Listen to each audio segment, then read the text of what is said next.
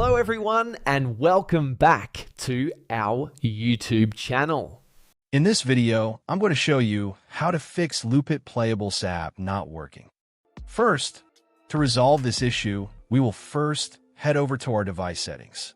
From here, scroll down and tap on General. Once you're in the General Settings tab, look for iPhone Storage option and tap on it. Over here, you can either search for the app or you can scroll down and look for it. Then tap on the app. On the next screen, you need to tap on the Offload app option. A confirmation pop-up will come up. Now tap on the Offload app option here. It'll take a bit for processing, and then a reinstall button will show up. Simply tap on it to reinstall the app. This should resolve the issue, but if it doesn't, then you need to check if the app is running an older version. Head over to App Store. From here, double tap on this search icon in the bottom right corner, and then search for the app.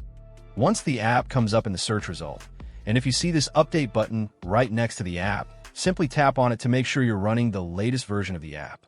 However, if you continue to encounter this issue, then you will need to completely reinstall the app, which usually resolves the problem. Head over to this screen the way we did before, and over here, tap on the Delete App option here to uninstall the app from your device. A confirmation pop-up will come up. Now tap on the Delete option here. Once uninstalled, open up App Store and search for the app in the search bar. After the app comes up in the search result, simply click on this cloud icon to install it back onto your device. Hopefully, this resolves the issue. If it does, consider sending a super thanks to support our channel. And also don't forget to hit the subscribe button. We'll see you in the next video.